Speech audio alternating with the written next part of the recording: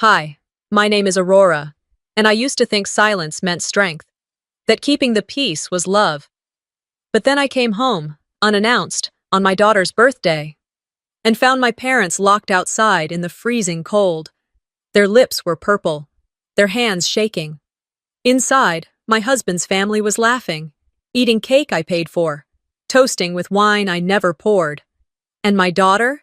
She thanked Grandma Vera and Mommy. But she wasn't talking about me. How did it come to this? How do you become invisible in the house you paid for, in the life you built? And when does being quiet stop being grace and start being your own erasure? The first thing I noticed was the number of cars lined up along the curb. I pulled into the driveway slower than usual, squinting at the license plates, recognizing none of them.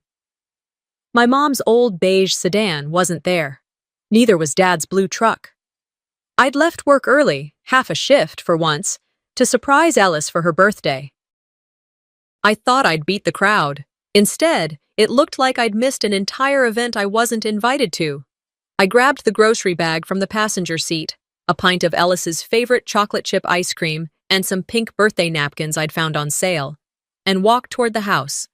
Something about the way the porch light wasn't on, the blinds pulled tight, and the faint bass thump of music inside. It all felt off. The kind of wrong you don't see, you just feel in your bones. When I tried the key, it didn't turn. I stood there for a beat, blinking, jiggling the lock. Then I tried again, slower this time, pressing my thumb harder into the groove. Still stuck. I let out a breath, long and annoyed. Maybe someone had locked the deadbolt from the inside, or worse, changed the lock. No, Quentin wouldn't. He wouldn't dare. I knocked twice, then 3 times. The music kept playing. Laughter, muffled but sharp, spilled through the sealed windows. Someone shouted, "Happy birthday!" followed by clapping and more laughter. I stepped back to look through the living room window. Balloons everywhere. My daughter stood near the kitchen, her little hands clasped like she was praying over a candlelit cake. Everyone in the room was focused on her. Everyone except me. I wasn't even in there. I tried calling Quentin, straight to voicemail. Again, nothing. I set the groceries down by the door and walked around the side of the house, pushing through the overgrown hedge that led toward the backyard gate. It was almost dark. The wind had picked up, slicing through my scrubs and making my skin sting. I heard something, a cough, weak and dry, like someone trying not to draw attention. That's when I saw them. My father, sitting on the concrete steps of the back porch, his jacket zipped up but his face pale and tight. My mother, curled beside him under the thin fleece blanket I'd given her last Christmas. Her lips were purple. Her eyes, usually so quick to meet mine, were barely open. Mom? Dad? They looked up slowly. My mother tried to smile, failed. "We've been out here a while," my dad said, voice raspy. They said it was too full inside." Too full? I stared at him, at both of them. "Why didn't you call me?" "We tried," my mom whispered. "Destiny took our phones when we got here, said they'd be safer inside." Destiny, Quentin's sister. Of course. I knelt down between them, my hands shaking as I pulled the blanket tighter around my mom's shoulders. She winced when I touched her. Cold skin. I didn't ask how long they'd been out there. I already knew the answer would make me scream. I helped them both up, one under each arm. My mother's body was too light. My dad was shaking hard. I led them toward the front of the house, stepping carefully along the side path while keeping them steady. When we got there, I looked again through the front window. Quentin stood near the kitchen, a beer in one hand. He laughed at something Destiny said. Vera, the queen of cool composure, clinked a glass of wine with another guest. My daughter was in the middle of them all, holding a balloon, her cheeks flushed with sugar and attention. She had no idea her grandparents were nearly frozen just outside. I looked down at the bag of groceries I'd left earlier. The ice cream had already started to melt. I picked up my phone. My hands were still trembling, but not from the cold anymore. It wasn't anger either. It was something colder, more focused. I dialed. 911, what's your emergency? My elderly parents are locked out of my house, I said. They've been outside in 30-degree weather for hours. My husband's family is inside hosting a party. My daughter's inside. I'm the homeowner. Are your parents injured? They're, they're freezing. They need medical attention. And I need officers here now. We're dispatching units to your location. Thank you. I hung up. I stood there for a moment longer, staring at my house. My house. Bought 2 years before Quentin and I even got engaged. Paid for with overtime hours, skipped lunches, missed holidays at the hospital. And now it was being used to humiliate the very people who'd raised me. I watched someone open the front door to let in another guest. They laughed as they pulled the door shut again, locking it behind them. I turned to my parents, helped them sit on the porch steps. I took off my coat and wrapped it around my mom, then knelt beside them, placing a hand on my dad's knee. They won't open the door for the woman who owns the house, I said quietly, almost to myself. But they'll have to open it for the law. The patrol car's lights painted the porch in red and blue streaks, flashing against the siding as I held my coat around my mother's shoulders. My father coughed again, short and dry, like he was trying to act stronger than he was. The officer stepped out, clipboard in hand, and nodded when he saw us. I gave him my name, address, and a quick rundown. I kept my voice low but firm, no tears, no trembling. That part of me had frozen over the moment I saw my parents shaking in the dark like unwanted guests.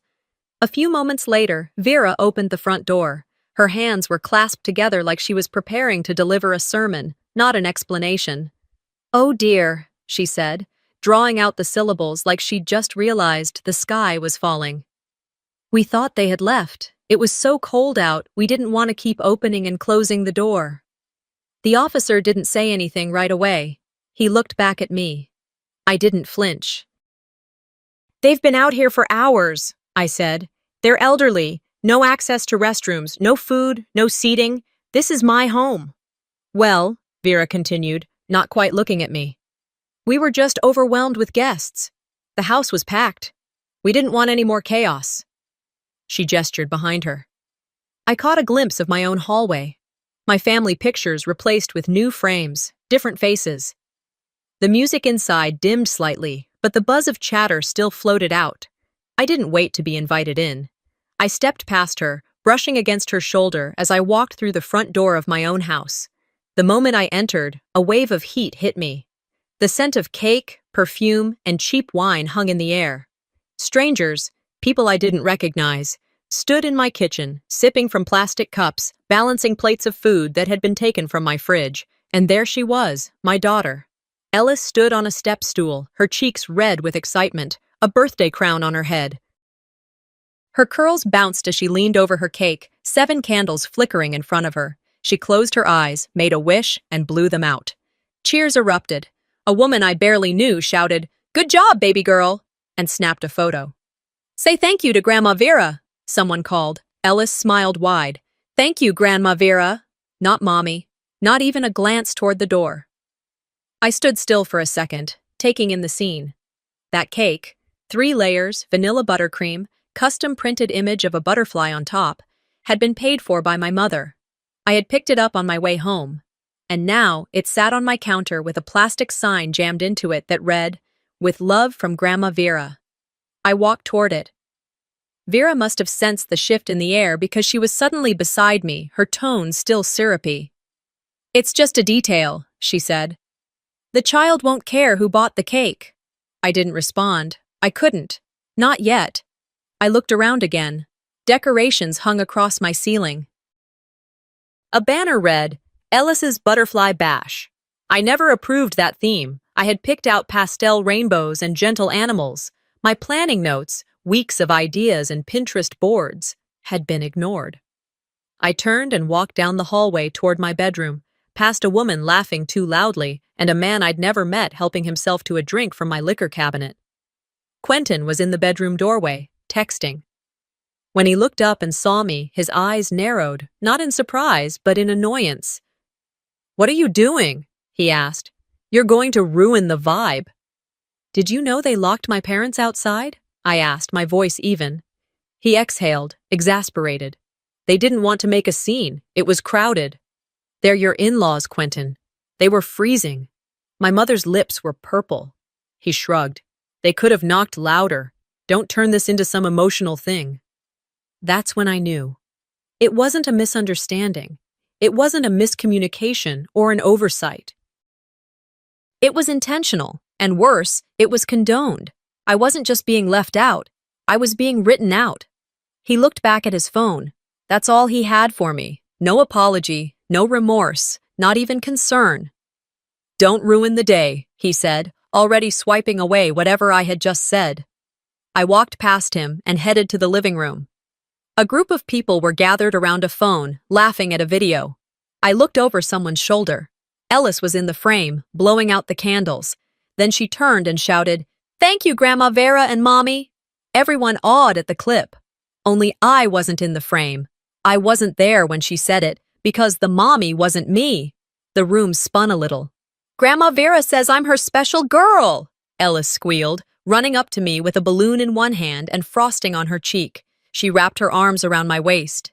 "Did you see my cake?" I looked down at her. Her innocence was intact. Her joy was pure. She didn't know. She wasn't part of this.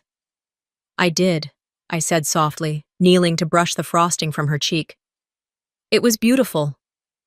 She leaned in and whispered, "Grandma said you didn't mind if she helped, since you're always so busy." I swallowed hard. I didn't want to ruin her moment. I didn't want her to remember her 7th birthday as the day Mommy cried in the kitchen or argued in front of everyone. But I couldn't let this go either. After she skipped back to the other kids, I walked to the hallway and grabbed my coat. My parents were still on the porch, now with emergency blankets and a thermos of tea the officers had given them. "I'm going to take you home," I told them. "We'll come back for your things later." They didn't argue. Quentin didn't follow. Vera didn't ask where we were going. And Ellis was too distracted with presents to notice me slipping out the door. As I helped my mother down the porch steps, I felt something shift. Not just in the house. In me, I had a choice to make. If I didn't reclaim my role in Ellis's life now, there might not be anything left of me in her memory later. The silence in the car wasn't just heavy, it was suffocating. I turned the heater up, but the warmth only reached our hands, not the space between us. Mom clutched Ellis's balloon in her lap like it was a fragile gift, even though it was already deflating, the glossy butterfly wings wrinkling in on themselves. Dad stared out the window. Neither of them said a word, and honestly, I couldn't blame them. What do you even say after being locked out of your daughter's house on your granddaughter's birthday? It was barely a 10-minute drive back to their apartment, but it felt like the longest trip I'd taken all year. I parked out front and helped Mom out of the car first. She didn't protest, didn't crack a joke, didn't even look me in the eye. That hurt more than if she'd yelled at me. Dad followed slowly behind. When I reached to steady him on the sidewalk, he didn't shake me off, but he didn't thank me either, just gave a soft grunt and nodded. "I'll call you tomorrow," I said, though I didn't know if I meant it. He didn't answer. Just shuffled toward the front steps, one arm around Mom's shoulder. Watching their backs as they disappeared into that dim little building, something in me cracked. This wasn't just shame, this was regret. Regret for not seeing it sooner, for allowing it all to escalate this far, for trusting the wrong people for far too long. On the way home, I took the long route. I wasn't ready to go back to the house, not just yet. I drove past the corner where Quentin had first kissed me, the grocery store where we used to shop with Ellis in the cart seat, swinging her legs and babbling nonsense. All those memories used to make me smile. Now they felt like someone else's life, some girl who hadn't figured out yet that kindness wasn't always returned. Back at the house, the party had ended. The cars were gone. The trash bins were full. The hallway smelled like leftover frosting and perfume. I walked into the kitchen and found the cake's remnants, 3 slices left, one with a finger swipe across the top, probably Vera's. She never used serving tools when she could use her own hands. I threw it in the trash. The next morning, I sat alone at the kitchen table with a cold cup of coffee. Ellis was still sleeping upstairs, and Quentin had gone out for a run that I didn't believe for a second. I stared at the window, trying to make sense of what exactly had broken inside me. Then I remembered our wedding. It was like someone lit a projector inside my brain and played the memory on a loop. Me in my dress, secondhand but altered perfectly, smiling through the nerves. Vera beside me, adjusting the veil, complimenting me loud enough for others to hear, then leaning in close so only I could catch her real words. "You're lucky he married you, you know? Not every man would take on a single mom with a night shift schedule." I'd blinked, smiled like I didn't hear it. Because what else could I do? Call her out on the spot and cause a scene at my own wedding? I brushed it off then, told myself it was just a slip. A moment of misplaced pride from a woman who didn't know better. But it wasn't a slip. It was a signal. And now, years later, the message was clear. I had never been family. Not really. I had been tolerated, handled, and now erased. I walked into the laundry room and pulled out the box of old keepsakes I kept on the shelf. Wedding cards, baby shower invitations, ultrasound photos, a copy of the marriage license. As I sifted through it, my hand landed on a folded napkin with the words, "Welcome to the Thompson family," printed in gold. I stared at it for a long time. It might as well have said, "Welcome to the illusion." Later that afternoon, while Ellis played in her room, I sat Quentin down in the living room. I needed to say something, anything. "Why didn't you tell your mom to let my parents in?" I asked. He didn't even look up from his phone. "It was a full house," he said. "And your dad always brings tension. I didn't want drama on her birthday." I stared at him. "Drama is locking my parents outside in freezing weather. They could have come in through the back," he mumbled. "They did.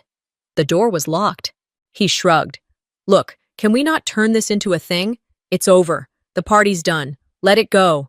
Let it go. I felt the heat rise in my chest, but I pushed it down. Not yet. Not in front of him. He didn't deserve to see me fall apart.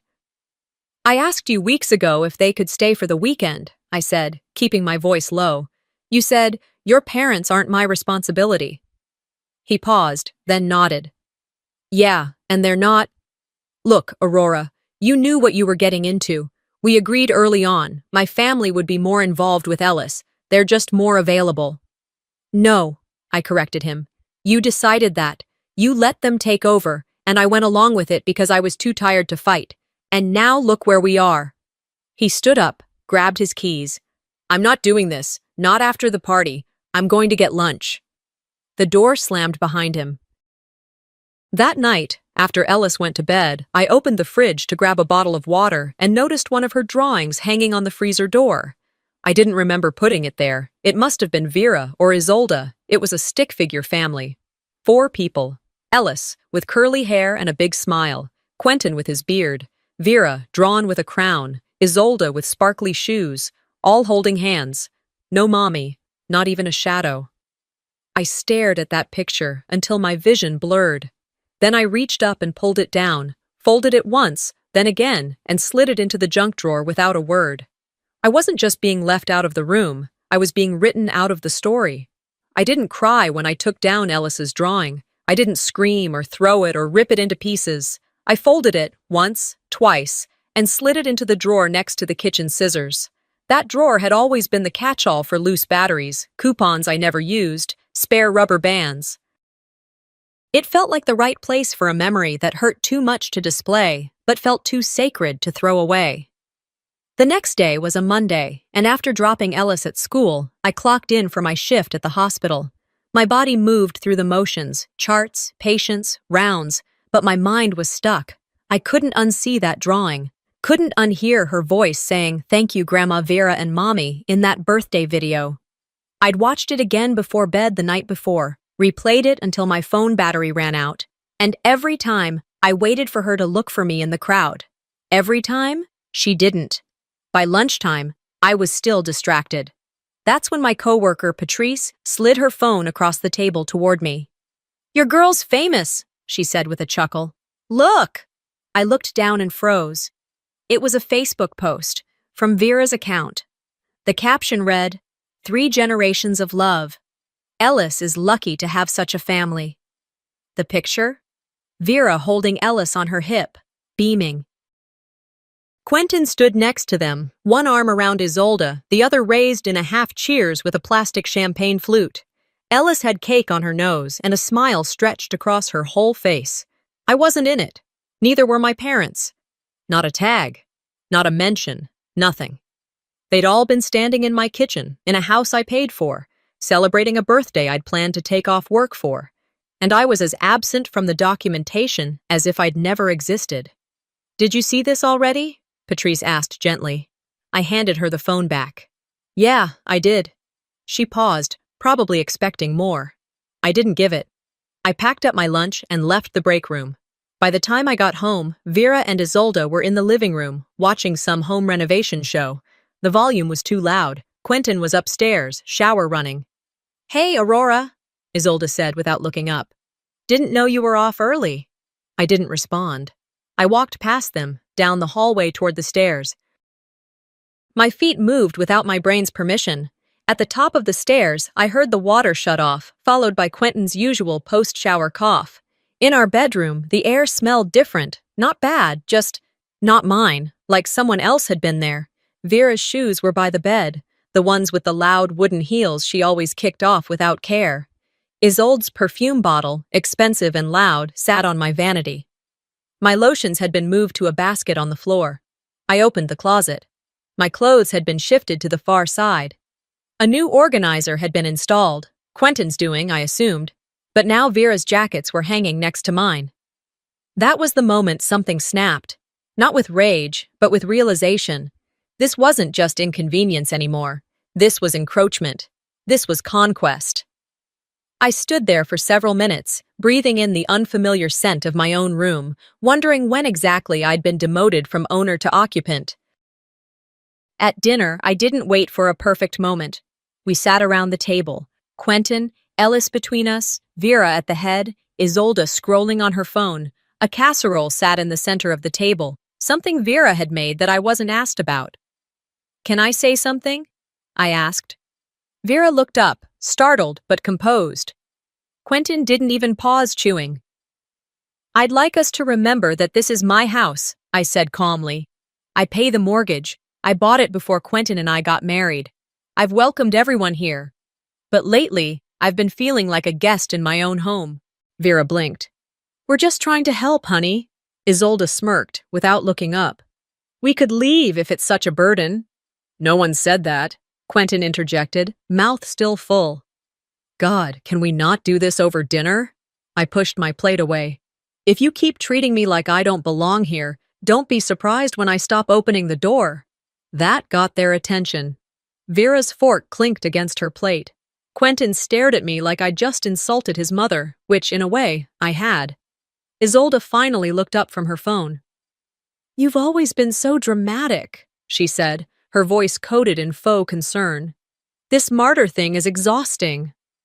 I stood up. "And yet here you all are, eating my food, sleeping under my roof, pretending you built the walls around you." Quentin slammed his napkin down. "You're blowing everything out of proportion again, just like always." I walked out of the dining room without another word. Upstairs, I sat on the edge of my bed, the bed Vera had clearly napped on recently, judging by the dent in the pillow that wasn't mine, and stared at the family photo on the dresser.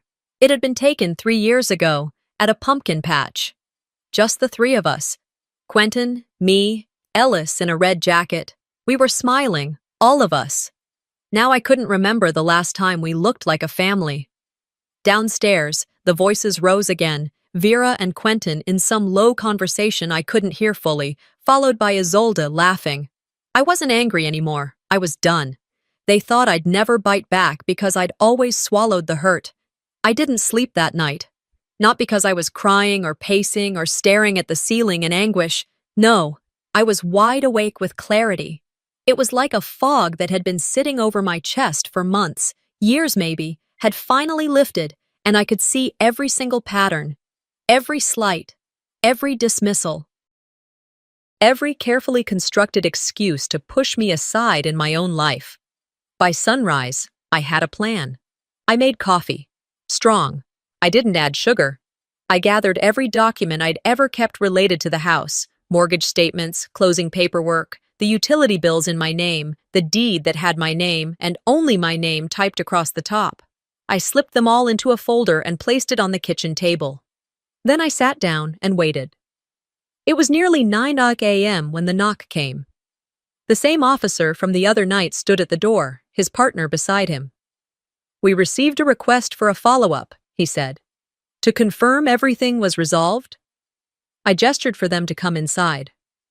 Vera appeared from the hallway, a plate of muffins in her hand like she'd just walked off a commercial. Her smile was polished to perfection, warm and rehearsed. "Officers," she said cheerfully, "you'll have to excuse the misunderstanding from before. We were simply overwhelmed." It was a family party. Emotions ran high. But it's all settled now. Isn't that right, Aurora? I didn't answer. Instead, I opened the folder and slid the papers across the counter. "This is my home," I said. "I bought it in 2017. Alone. I've paid every bill. I'm the only legal homeowner. I'd like that to be acknowledged. On record." The officers exchanged a quick glance. One of them flipped through the documents, nodding slowly. "You live here full-time?" the officer asked Vera. "Oh, just temporarily," she replied, her tone shifting slightly. "Helping out with the little one. You know how it is." "Temporary guests," I said, looking her straight in the eye. "Uninvited ones." Quentin had come down by then, rubbing sleep from his eyes and already annoyed. "Are we seriously doing this? Over what? A cold evening?" I turned toward him. "Over my parents being locked out of their daughter's home while strangers toasted champagne in her kitchen." "They could have knocked," he said dismissively. "They did," I snapped. "They knocked, they called, and your sister took their phones. You want to act like this isn't serious? That's on you. But I won't be gaslit into believing what happened was a simple mix-up." Vera's face had drained of its charm by now. She looked between the officers and me, her lips thinning. "Let me be clear," one of the officers said carefully, handing the papers back. "You're well within your rights, and we've documented the incident for the record. If you feel unsafe or that your property is being disrespected, you're entitled to take next steps, legal or otherwise." "Thank you," I said. The officers left. No muffins were accepted. Quentin didn't speak to me for the next 2 hours. When he did, it wasn't an apology. "You didn't have to make it a whole show," he muttered, folding laundry in the living room like it somehow gave him moral high ground.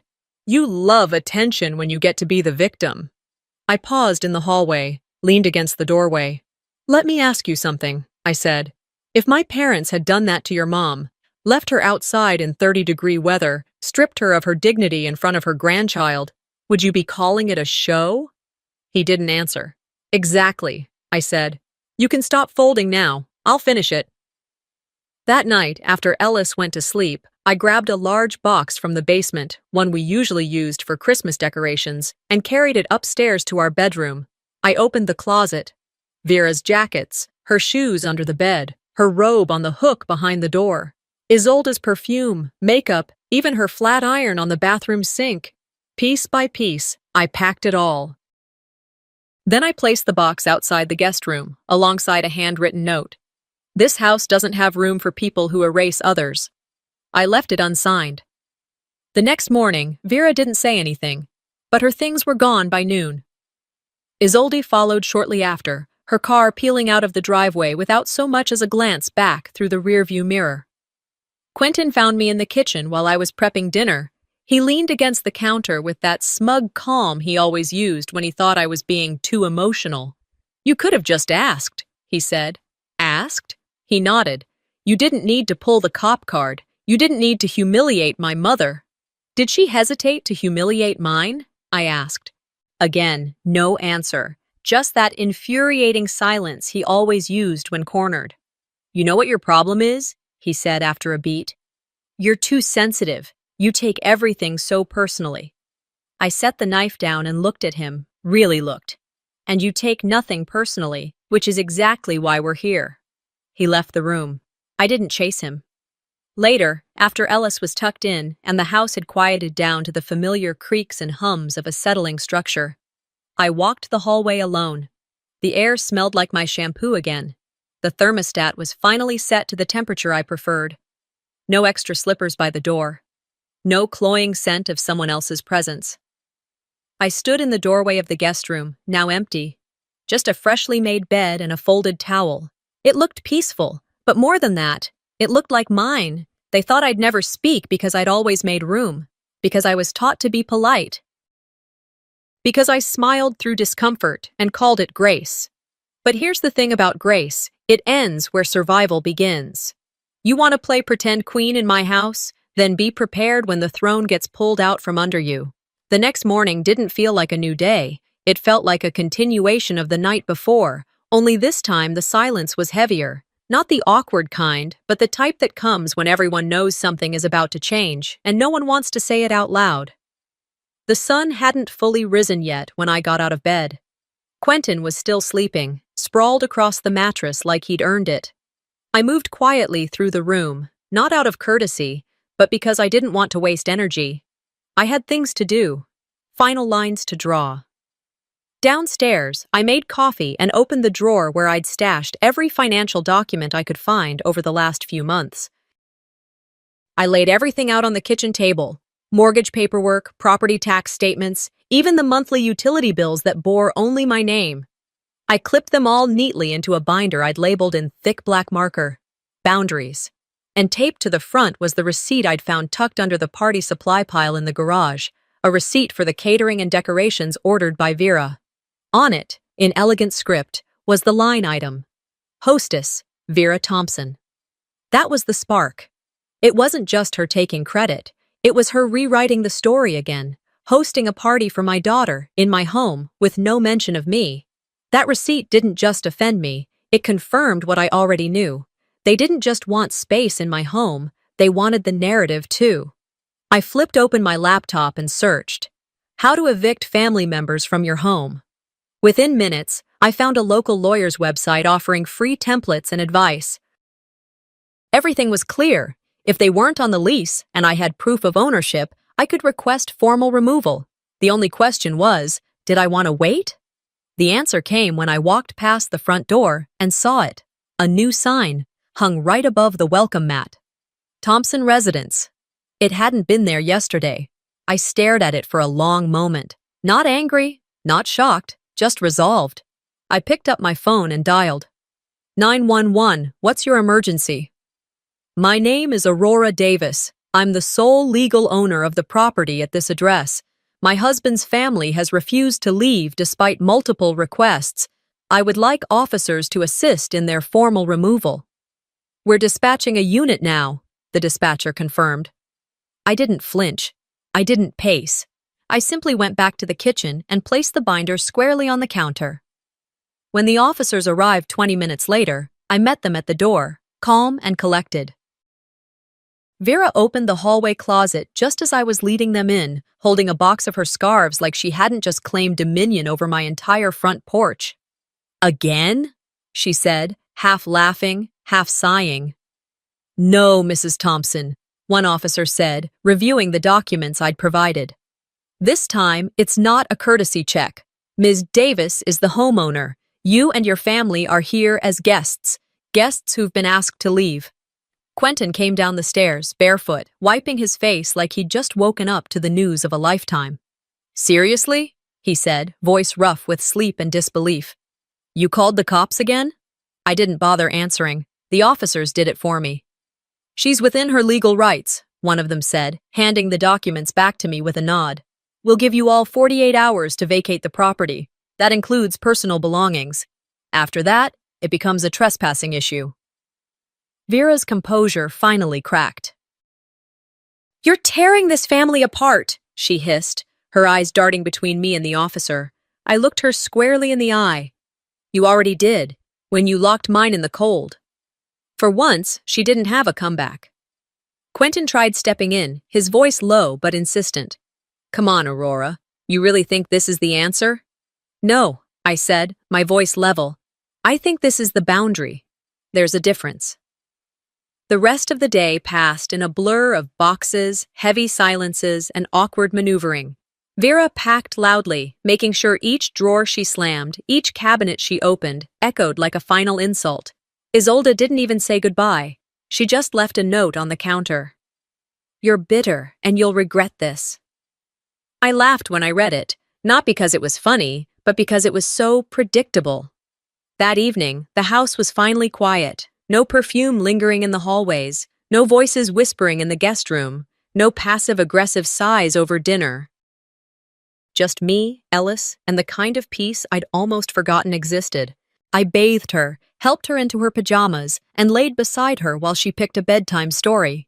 She chose the one about the girl who planted a garden in a junkyard, who turned broken ground into blooming color. "Will Grandma Vera be here tomorrow?" she asked halfway through the story. I took a breath, held it, let it out slow. "No, sweetheart," I said. "She won't." She looked at me, wide-eyed, waiting. "Grandma will always love you," I continued, choosing every word carefully.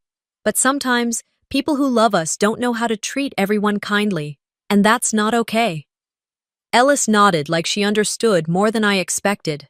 Then she tucked her blanket tighter under her chin and leaned into me. "I like it when it's just us," she whispered. I kissed her forehead, swallowed the emotion rising in my chest, and stayed beside her until she drifted off. I walked back downstairs and turned off the lights room by room, pausing at the front door, the same door that had once opened to anyone with a smile and a story. Now it was mine to guard. The door that had always opened for everyone was now mine to close. I had just finished loading the dishwasher and wiping down the counter when I heard soft footsteps padding down the hallway. The light from the oven clock read 8:42 p.m. Ellis peeked around the corner, her bunny tucked under one arm, her curls frizzy from sleep. "Baby," I said gently, "you should be in bed." She shuffled toward me, her eyes a little watery but clear. "Can I sleep with you tonight?" she asked. I didn't hesitate. "Of course." I turned off the kitchen lights, grabbed her water bottle, and walked with her back to the bedroom. She climbed into my side of the bed and pulled the comforter up to her chin. I lay beside her, running my hands softly down her hair, trying to settle my breathing to match hers. That's when she whispered it. "Mom, do you hate Grandma Vera?" I didn't react right away. My stomach tightened. My fingers paused mid-stroke through her hair. I knew better than to overreact. Kids notice tone more than words. "Why do you ask that?" I asked, keeping my voice level. "She said you don't let her help anymore," Ellis replied. "She said you make her feel like a stranger." And there it was, the last thread Vera had managed to weave before she left. Poison disguised as hurt feelings. I exhaled slowly and pulled her closer. "I don't hate Grandma Vera," I said carefully. "But sometimes, when people say things that hurt others, we have to make space to protect the ones we love, even if that means a little distance." Ellis was quiet for a while. Then she whispered, "I like it better now. It's not so noisy." I kissed the top of her head. "Me too." The next morning, while Ellis got ready for school, I scrolled through my email. A message from one of my old coworkers popped up. D, someone I hadn't seen in over a year. The subject line read, "Small World." Inside was a screenshot from a mutual acquaintance's Facebook post. The caption was innocent enough. "Catching up with Quentin today. Can't believe he bought that beautiful house all by himself. Man of the year." My fingers stiffened over the keyboard. Bought it all by himself. That house had been mine long before Quentin and I even started dating. I'd signed the papers alone, with my daughter on my hip and a pen shaking in my hand. I'd paid every closing cost, every tax bill, every late-night emergency call to the plumber. And now he was strolling around claiming ownership like it was a trophy he'd earned. I replied to Dee's message with only 2 words. "Call me." Then I went straight to my filing cabinet, pulled out the house deed, and took a photo. Later that day, when I picked Ellis up from school, Quentin was already home. He was on the back deck, grilling, wearing that smug, relaxed expression he always wore when he thought he'd gotten away with something. "You're in a good mood," I said, stepping onto the patio. He didn't turn around. "I had a great lunch, ran into a couple old friends." "Did they congratulate you?" I asked, feigning curiosity. He glanced at me. "Yeah, why?" "Because you told them you bought the house," I said, handing him my phone with the screenshot. "Which is funny considering your name isn't even on the deed." He looked at the screen, blinked, and handed the phone back. "It's not a big deal," he said flatly. I tilted my head. "Really? You told people you paid for a house you never put a dime toward." "I live here, don't I?" he said, setting the tongs down a little harder than necessary. What difference does it make? It makes a difference because lying about ownership is lying about me, about what I've done, about what I built. He shrugged. You're being dramatic again. I folded my arms. No, I'm done being quiet. He turned away, flipping a burger. This isn't a courtroom, Aurora. Actually, I said, it might be. He spun around. Are you threatening to sue me now?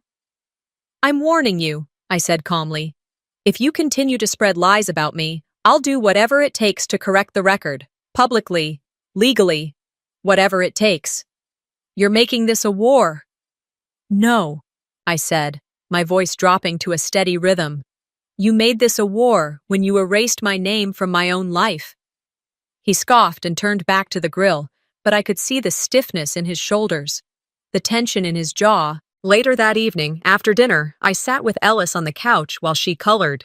Quentin paced the upstairs hallway, avoiding eye contact, his footsteps betraying his unease. Ellis held up her drawing. It's our house, she said proudly. Just us now. There were two figures, me and her. A garden in front, a sun overhead. No Vera, no Quentin, just us. I smiled and hugged her tight. You know what I love most about this picture? I asked. She nodded. It's quiet. That night, I folded the deed and tucked it into the front of my binder, the same one labeled Boundaries. Then I placed it on my nightstand, right where I could see it every morning. You thought I wouldn't fight because I stayed quiet, but I was quiet because I was building the case. The morning after the confrontation was quiet in a way that didn't feel peaceful. It felt permanent. Quentin didn't come downstairs. He'd slept in the guest room the night before. Not that we'd argued, not out loud. But sometimes silence between two people is louder than a fight. Sometimes it says, I don't care enough to fix this. And that kind of apathy cuts deeper than any insult. I dropped Ellis off at school, packed her a little note in her lunchbox that read, You are brave and you are kind, and kissed her forehead before watching her walk in through the glass doors. Then I went straight to my lawyer's office. I didn't fidget. I didn't hesitate. I didn't second guess. I signed the divorce papers with a hand steady enough to surprise even me. We attached everything, copies of texts where Quentin belittled my parents, screenshots of social media posts where Vera claimed ownership over events I paid for, the deed in my name, the video of Ellis's birthday where I wasn't even mentioned, and the photo of my parents wrapped in blankets on the back porch. The attorney looked over the stack, then at me. This is solid, she said. It's more than enough. I nodded. I want sole custody. She didn't flinch. We'll go for it. By that afternoon, Quentin had the papers in his hands. He stormed into the bedroom, waving them like he'd just discovered a betrayal, not like he was the one who caused one. You'll regret this, he hissed. You're destroying this family. I folded the laundry on the bed calmly without looking up. It's already destroyed. I'm just walking out of the rubble. He slammed the papers on the dresser. You really think they'll give you full custody? You think I'm just gonna let you take her? I reached under the stack of jeans and pulled out the folder. Evidence neatly tabbed, printed, time-stamped. I handed it to him without a word. He flipped through the first few pages, eyes narrowing. Then he walked out. That night, I cooked dinner for Ellis and me. Mac and cheese, broccoli. She wanted to light a candle at the table, like we do at restaurants. I let her. Why not? It was the first dinner in weeks that didn't feel like walking on eggshells. While she colored after her bath, I scrolled through my phone and saw it. Vera's Facebook had been updated. Not by her, but by the absence of her friends. Posts gone. Comments removed. The photo of Ellis's birthday deleted entirely. Then a message from a former neighbor popped up in my inbox. I heard what happened to your folks at the party. I'm so sorry. That wasn't right. It wasn't just that people were noticing, it was that they were finally speaking up. And then came the email. A vendor Vera often worked with sent a message to multiple people. Due to recent concerns about professionalism and conduct, we will no longer be accepting referrals from Vera Thompson. I stared at the screen. There it was. The consequence. Not because I shouted, not because I sought revenge, but because sometimes the truth, when it surfaces, carries its own weight. Quentin, for his part, lost 2 freelance contracts the same week. One client cited unsettling dynamics at home after a mutual acquaintance forwarded that same screenshot of him claiming to have bought the house. That lie burned fast and loud. By the time our court hearing came, I was tired, but clear. In the courtroom, I didn't perform. I didn't sob. I didn't rehearse a speech. I told the judge simply, "I'm not trying to erase my daughter's family. I'm trying to show her that love doesn't look like control, or silence, or shame." Quentin tried to counter with a few weak anecdotes, how I worked long hours, how Ellis missed him when he wasn't home. But the judge had seen enough. He ruled in my favor. Full custody. Supervised visitation only. Quentin slumped in his chair. No Vera, no Isolde, not even a show of support. He was alone. I walked out of the courtroom with Ellis's name on the paper and my dignity intact. Later that evening, I picked Ellis up from school. We stopped by the bakery she liked and shared a cupcake in the front seat of the car. She didn't ask about her dad, she didn't mention her grandmother, she just talked about music class and how she wanted to play the drums even though her teacher said she wasn't ready yet. "You don't have to be ready," I told her. "You just have to start." When we got home, I stood in the doorway for a long time before going in. The house felt like mine again, not just because of the deed, but because the air didn't carry their judgment. The rooms weren't filled with shadows that didn't belong. Ellis ran up the stairs to change into her pajamas. I stood at the bottom step, one hand on the railing, one hand still holding her empty cupcake wrapper. I didn't just win custody of my daughter, I reclaimed custody of myself. Saturday mornings had taken on a different rhythm now. No more doors slamming at sunrise, no more Vera clanking dishes like she was auditioning for martyrdom. Just Ellis and me, barefoot in the kitchen, flipping pancakes while sunlight poured through the blinds like an old friend finally returning home. She stood on her step stool, spatula in hand, squinting at the griddle like a scientist observing an experiment. "Mom," she said, poking a half-cooked pancake with too much confidence, "I think this one's ready." I leaned over to check, nodding. "Not bad, chef." She giggled and handed over the spatula like she'd just passed down a sacred family tradition. I flipped the pancake, set it on a plate, and slid it across the counter toward her. She doused it in syrup, completely ignoring the butter. It was a quiet breakfast, not because we didn't have anything to say, but because there was no need to say anything. Sometimes, peace sounds like syrup dripping onto a plate, or the hum of the fridge in the background. And sometimes, peace feels like 2 hands, one big, one small, resting side by side without holding on for dear life. After we cleaned up, Ellis went to draw in the living room while I tackled some weekend organizing. That's when I found it. Again. The drawing. The one I thought I'd thrown away. It had somehow slipped behind the refrigerator and survived every purge. Crumpled, stained, but still intact. 4 stick figures, none of them me. I sat at the table and unfolded it slowly, like peeling back the edge of an old wound. I remembered Ellis telling me, not long after she drew it, "Grandma said you didn't love me enough to stay home." At the time, I'd brushed it off, told myself she didn't mean it, that maybe Ellis had misunderstood. But looking at the drawing again, I knew better. That wasn't misunderstanding, that was manipulation. And it had worked. For a while. I stood, walked to the sink, and turned on the burner of the stove. Not in anger, not in spite, but for closure. I held the paper over the flame and watched it curl, blacken, and finally dissolve into ash. It didn't fix everything, but it freed something. Later that day, I was sorting through an old gift bag from Ellis's birthday party, one I'd shoved into the closet months ago, too emotionally exhausted to deal with at the time. At the bottom was a folded guest list, handwritten by Isolde. I scanned the names, every cousin, every church friend, every neighbor from Quentin's side. Nowhere on that list were the names Jareth or Marina. My parents, not invited, not included, not forgotten, deliberately erased. The weight in my chest returned. Not heavy, not crushing, just familiar. I sat down and texted my mom. You deserved better. I should have seen it sooner. I'm sorry. Her reply came minutes later.